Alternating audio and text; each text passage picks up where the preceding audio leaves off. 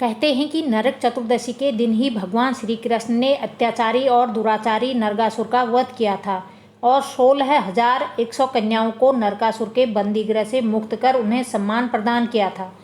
इस उपलक्ष्य में दियों की बारात सजाई जाती है। इस कथा के अनुसार कृष्ण ने नरकासुर नाम के अत्यंत क्रूर राक्षस को दिवाली से पहले आने वाली चतुर्दशी के दिन मार दिया था। असल में यह नरकासुर की ही इच्छा थी कि यह चतुर्दशी उसकी बुराइयों के अंत होने की वजह से एक उत्सव के रूप में मनाई जाए। इसलिए दिवाली को नरक चतुर्दशी के रूप में भी मनाया जाता है। नरक एक बहुत अच्छे परिवार से था। कहा जाता है कि वह भगवान विष्णु का पुत्र था। विष्णु जी ने जब जंगली सूअर यानी वराह अवतार लिया था तब नरक उनके पुत्र के रूप में पैदा हुआ। इसलिए उसमें कुछ खास तरह की दुष्ट प्रवृत्तियां थी। सबसे बड़ी बात कि नरक की दोस्ती मुरा असुर से हो गई, जो बाद में उसका सेनापति बना। दोनों ने साथ मिलकर कई युद्ध लड़े और हजारों को मारा। कृष्ण ने पहले मुरा को मारा। मुरा को मारने के बाद ही कृष्ण का नाम मुरारी हुआ। कहा जाता है कि मुरा के पास कुछ ऐसी जादुई शक्तियां थी जिनकी वजह से कोई भी व्यक्ति उसके सामने युद्ध में नहीं ठहर सकता था। एक बार मुरा खत्म हो गया तो नरक से निपटना आसान था। कहते हैं कि नरक ने प्रार्थना की थी कि उसकी मृत्यु का उत्सव मनाया जाए।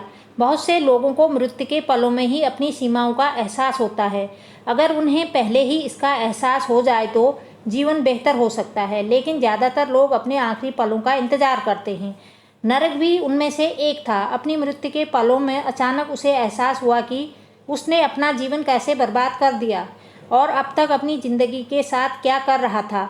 उसने कृष्ण से प्रार्थना की, आप आज सिर्फ मुझे ही नहीं मार रहे, बल्कि मैंने अब तक जो भी बुराइयां या गलत काम किए हैं उन्हें भी खत्म कर रहे हैं।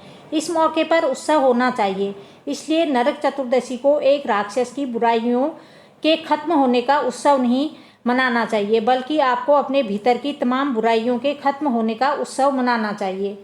नरक को तो कृष्ण ने बता दिया था कि मैं तुम्हें मारने वाला हूँ, लेकिन जरूरी नहीं कि कोई आपको भी यह बताए कि इस बात को समझें कि नरक 14 इसलिए होता है ताकि हम सब पापों के अंत का उत्सव मना सकें। नरक के एक अच्छा जन्म पाने के बावजूद फिर बुराई में डूबने की यह कथा महत्वपूर्ण है।